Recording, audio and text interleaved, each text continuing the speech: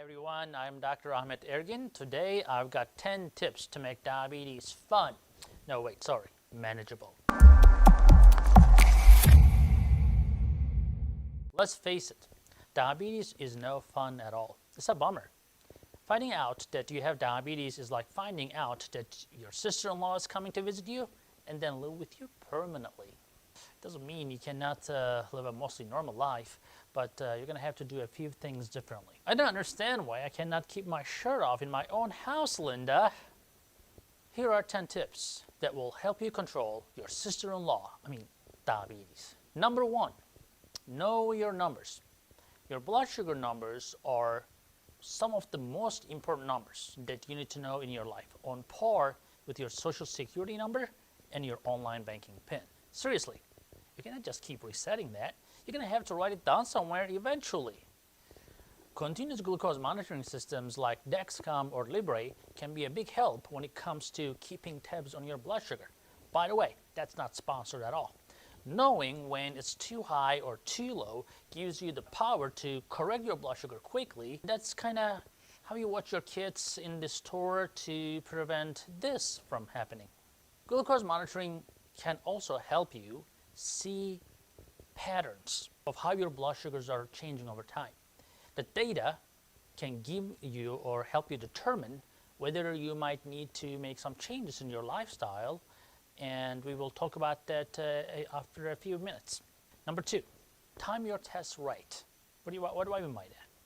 If you're using a CGM, which is continuous glucose monitoring system, you should be testing your blood sugar with finger sticks at least 1 to 3 times a day, depending on your medications. The best time to test is after a meal, although I highly recommend knowing your fasting blood sugars because your blood sugars will change drastically in between meals, before meals, after meals, etc.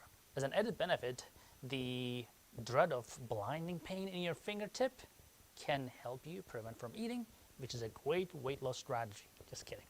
Just do your finger sticks right and you'll be okay. And number 3, keep a good record. Testing alone is not enough. You have to keep your numbers somewhere too. Somewhere besides the back of your hand. Mid-school is over, bro. As I mentioned earlier, you want to be able to see the larger patterns that tell a story about your glucose levels. For instance, you might eventually see the evidence that you need to stop going to that half-price margarita night. Although the video of you doing turbo karaoke should have already told you that. Don't be a clown. Write your numbers down.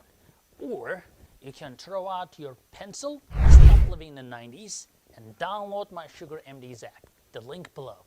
In addition to logging your blood sugar data, the app lets you record your diet, your workouts, even your mood. Number 4, don't overlook your blood pressure and your cholesterol. Patients with diabetes are also at high risk for heart attacks and strokes. You know that.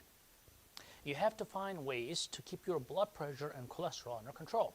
The magic number for blood pressure is 120/70. If you can stay close to that, that's great, that's cool. But anything above 140/90 means you are kind of in hypertension. 160/100 puts you in the dangerous Yosemite Sam territory. As far as your cholesterol goes, you want to avoid letting your LDL rise above 100. Women should aim to keep their HDL above 60, while men should keep their HDL above 50.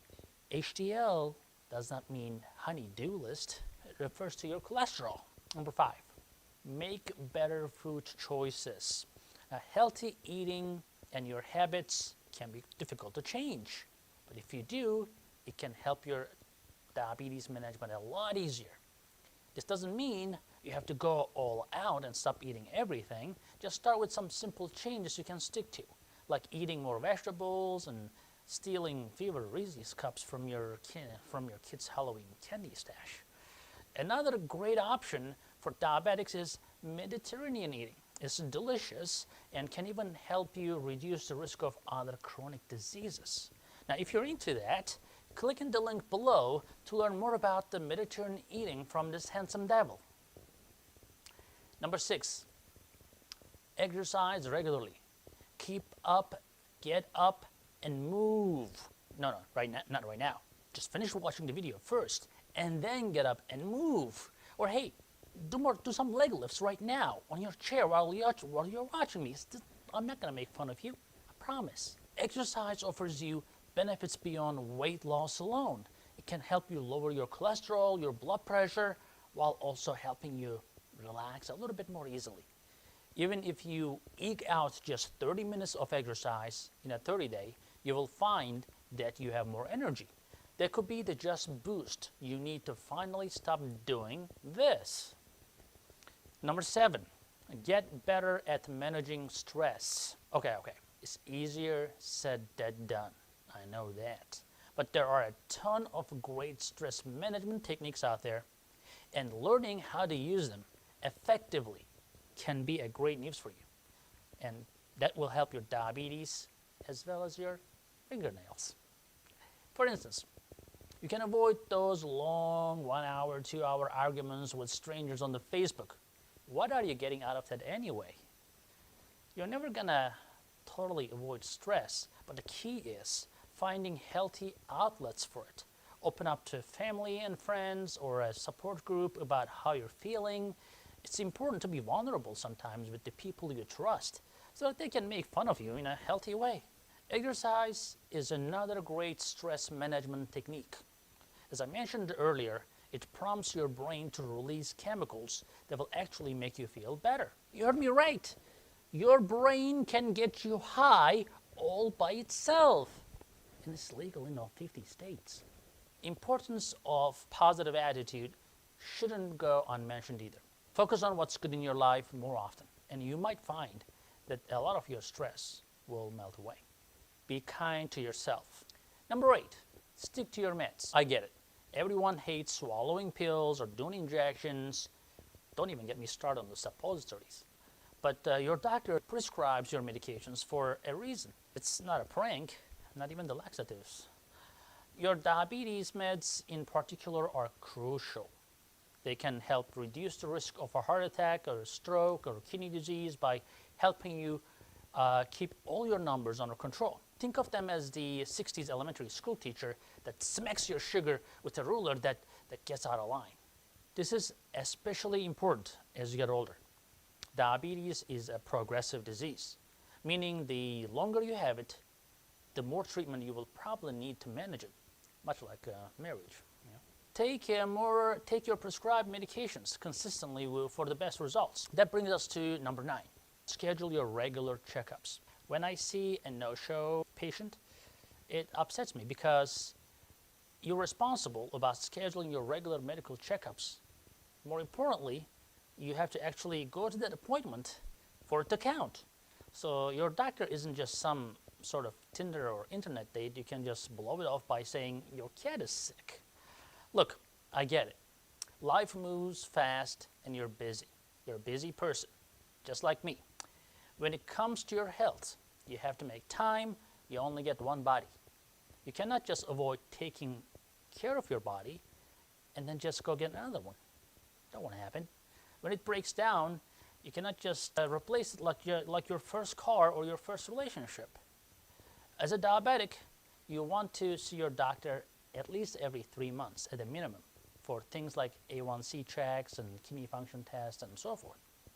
Regular screenings and the lab work will give you a better understanding of how the current state of your health, and it can help you manage your diabetes and maybe even reduce your number of medications. So, wouldn't that be great just to have at least one thing under control in life? Number 10, get a care plan. Work with endocrinologists to identify problems and find solutions. Now, your body, your diabetes are going to change over time. It's called getting older, and it's happening to literally everyone in the world, except Rob Lowe. Aging brings new problems along with it, and it means you will have to constantly find new ways to manage your diabetes. Your endocrinologist is the best person to help you with it. He cannot explain this generation's music to you, but you will have to make peace with that on yourself, on your own. Your care plan should include, number 1, daily blood sugar targets, number 2, your medications, and number 3, why you're taking them, the reasons you're taking them. Number 4, your sick day plan. Number 5, your goals of managing your diabetes. And of course, your healthcare appointments, including your ophthalmologist, podiatrist, and so on. These things will all differ from person to person. Again, that's basically between you and your physician, and that will probably change during your physician visits in time. So there you have it, 10 ways to make living with diabetes suck just a little bit less. Seriously though, living with diabetes doesn't have to be as big of a burden as some people may think. If you find yourself a great endocrinologist and follow these tips, diabetes won't impact your life any more than a slightly annoying coworker. You know what I'm talking about. Thanks for watching, everyone. Thank you. If you like what you just saw, make sure to hit the subscribe button for more great content. Or just don't. I will never know either ways. Bye.